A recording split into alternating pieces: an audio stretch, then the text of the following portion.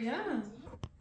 Hello, hello. Please ignore the sound of a fly buzzing because that is the background right now. I can't catch the fly. The fly is at the window. He does not want to be bothered. I'm trying to leave him alone, but it's going to be in the background because he's quite loud. But hello. I will say really quickly, I lied to you the last video. I lied so hard and I don't know what I was thinking.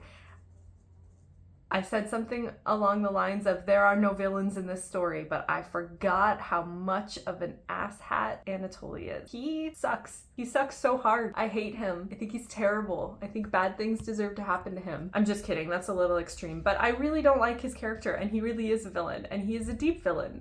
He does terrible things. So let's talk about it. Let's talk about what has happened. Where I left you, the main plot line is that Natasha and Andrei got engaged, but due to Andrei's father not approving of the match, he makes Andrei wait a year. Andrei says, fine, let's wait a year.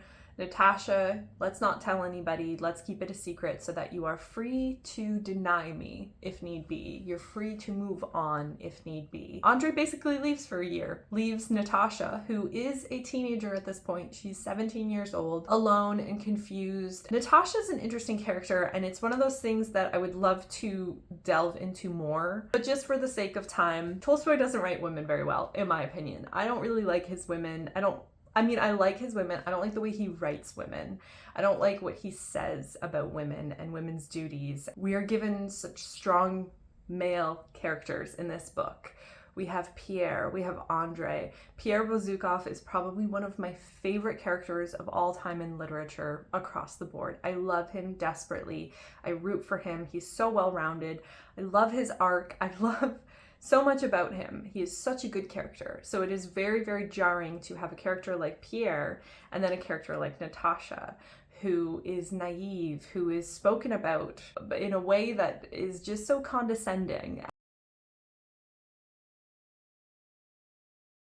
That is a very, very oversimplification of this, but I mean, it could turn into its own video essay. What happens next is that during this year of them waiting to announce their engagement and get married, Natasha is swept up in a romance with Anatoly, and Anatoly seduces her and convinces her to run away with him, and their plans are thwarted at the last second by Sonia and Natasha's aunt, Maria. It's revealed that Anatoly is married, which is horrific. Andrei is angry and heartbroken and almost ever so slightly pleased, because I think Andrei is the type of person who really enjoys when life turns out the way that he expects it to turn out, which is poorly.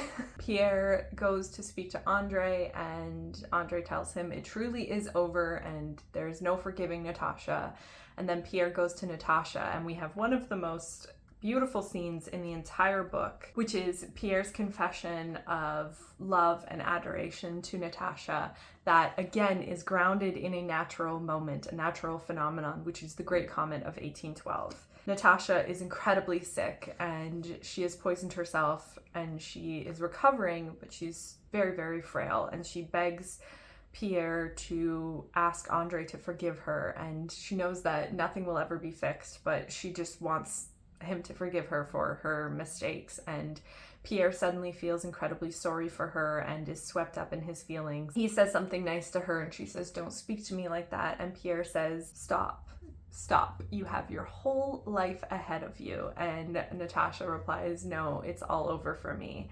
And then Pierre says to her, "If I were not myself, but the handsomest, cleverest, and best man in the world, and were free, I would this moment ask on my knees for your hand and for your love." And then Natasha breaks down in sobs of gratitude, and she essentially smiles for the first time in a really long time. And then Pierre steps out of the house and looks up at the sky and sees the Great Comet of 1812. It was clear and frosty. Above the dirty, ill-lit streets, above the black roofs, stretched the dark, starry sky. Only looking up at the sky did Pierre cease to feel how sordid and humiliating all mundane things compared to the heights to which his soul had just been raised. It describes the comet as surrounded and sprinkled on all sides by stars, but distinguished from them by its nearness to the earth. Its white light, its long uplifted tail, shone the enormous and brilliant comet of the year of 1812, the comet which was said to portend all kinds of woes and the end of the world. In Pierre, however, that comet with its long luminous tail aroused no feeling of fear. On the contrary, he gazed joyfully, his eyes moist with tears, at this bright comet which, having traveled in its orbit with inconceivable velocity through immeasurable space, seemed suddenly, like an arrow piercing the earth, to remain fixed in a chosen spot, vigorously holding its tail erect, shining and displaying its white light amid countless other scintillating stars. It seemed to Pierre that this comet fully responded to what was passing in his own softened and uplifted soul, now blossoming into new life. Feels so good. It feels so good. I love it so much. And then immediately afterwards is book 3, part 1, which begins with a very long essay of sorts. Our man Tolstoy, who wants to talk about fatalism and history, and the entire thesis of this book is essentially that fate sweeps us all up and we are all moving in this world, and our decisions, each of our decisions, every single one of our decisions changes the course of history. One thing to note about War and Peace, and I said this in my first video when I finished it, is that War and Peace kind of transcends genre. It's many things at once. It's history, it's nonfiction in the sense that when we get to these essays, Tolstoy is really just telling you a thesis and he's trying to prove it.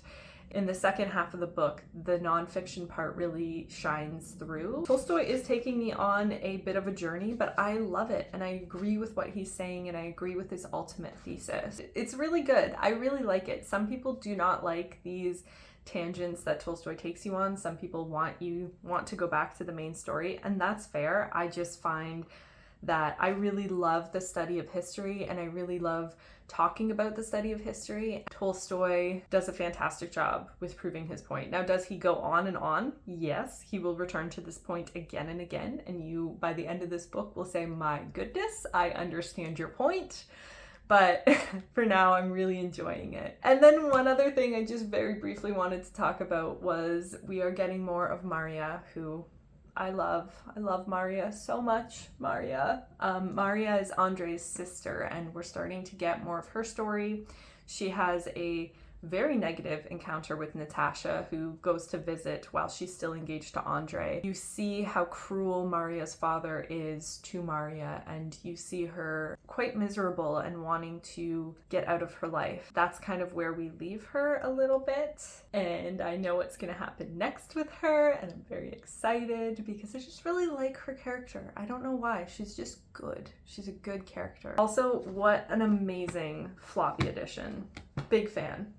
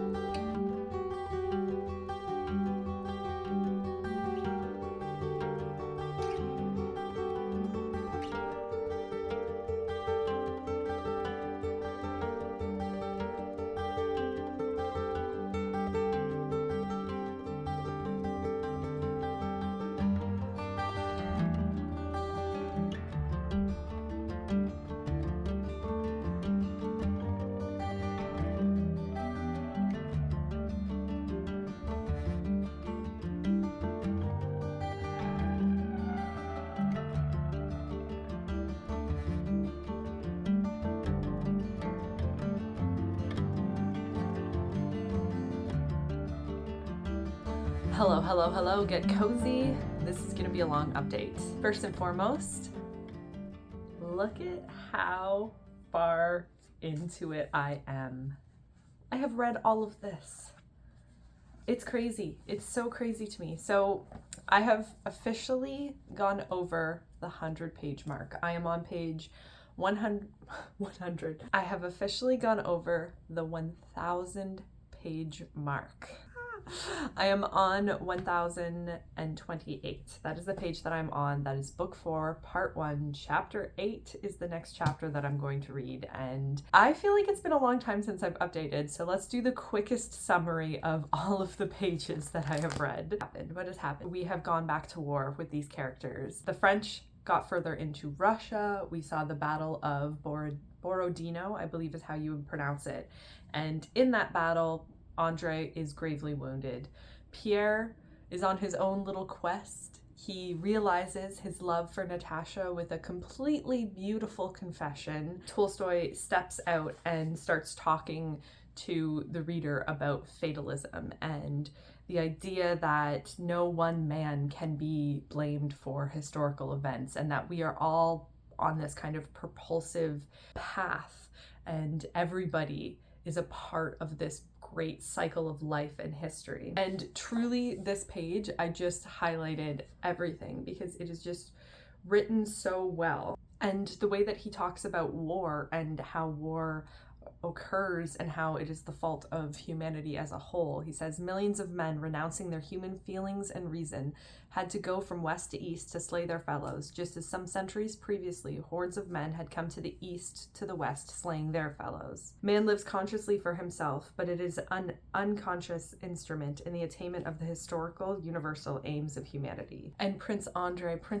is miserable. He is unhappy. He decides to go back to war, and one of my favorite moments is shortly thereafter when he's thinking about the events that have unfolded and his heartbreak, and is really angry at Anatole and Natasha. If you remember, he is the one that had that moment with that great lofty sky, and he has this relationship to the sky that signals his awakening and his ability to see beyond himself and beyond his pain, and he doesn't have that currently. And it's just a really clever form of writing, and it's a really clever callback on part of Tolstoy, because Andre refers to the lofty sky and says, "It was as if that lofty infinite canopy of heaven that once had towered above him had suddenly turned into a low, solid vault that weighed him down, in which all was clear, but nothing eternal or mysterious." So he has lost that sweet wonder of life that he once had in the wake of his heartbreak.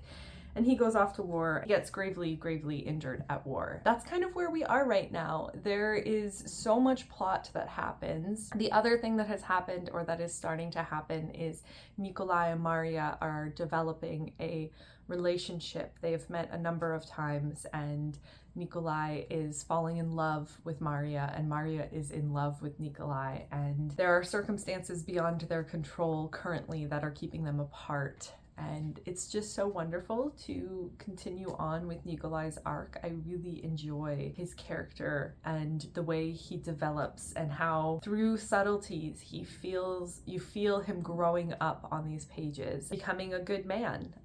It's really great. It's so great. We're kind of following Pierre waffling around a little bit. He was at the battle. He wanted to see the war. He saw how brutal war is. He has also equally decided that he's going to go after Napoleon. He wants to kill Napoleon because he blames Napoleon for all of this. So that's kind of where he's at right now. He's really coming to terms with the fact that he loves Natasha, but he can never have Natasha.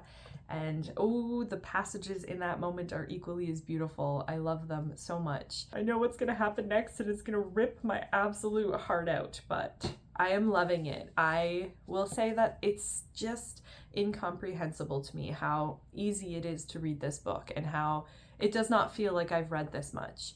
And I highly recommend, if there's a book out there that you've always wanted to read but its size intimidates you, give yourself grace to only read 20 pages a day. You will get through it that way, and you'll probably get so much more out of it. And it doesn't feel like a chore. It feels like I am just reading about life and beauty and wonder and pain and heartbreak, and it's just a big old blanket of comfort in the morning. I implore you to read it if you are interested at all.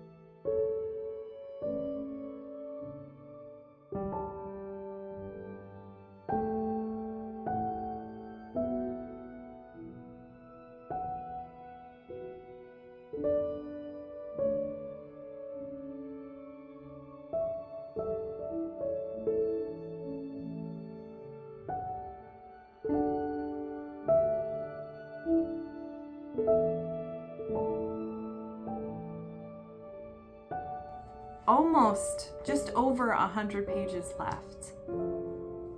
Where has the time gone with this story? It's the same thing as it was the first time around, where I just can't believe how quickly this story goes by and how much it still captures me.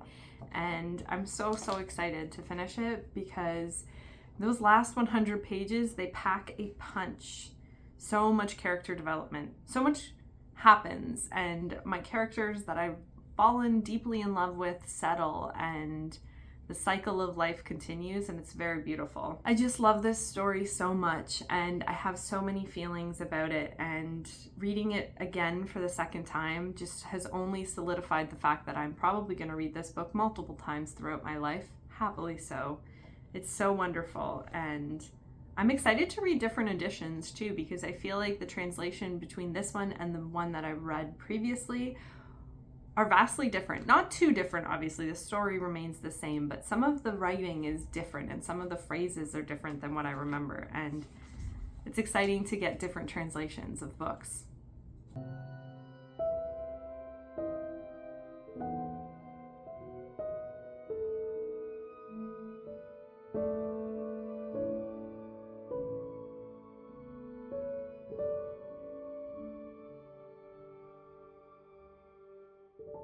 More pages. 10 more pages! Oh, now we're getting into Copernicus. Are you ready? Are you ready? Yeah. Okay. And 1, 2, 3. Oh, you're about to read the last page of War and Peace. I can't believe it. It's not going to be a good one. Oh, here we go. To the men who fought against the rising troops.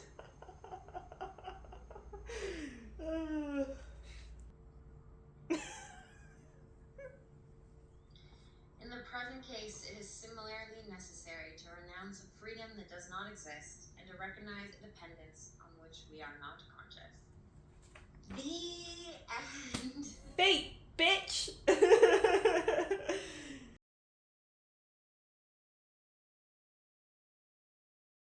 And you're like, okay, goodbye, have a good night. Had such a good night. Thank you so much for coming. I had a really fun time. I loved this. I'm so proud. It's a life achievement. I personally think it is an achievement in life to have read War and Peace. Like, obviously not everyone in the world needs to read it, but it's one of those things that I'm like, if you have always wanted to read it, or like you're even thinking about reading it, having done it is a very, like, it's something worth celebrating and being like, I did it.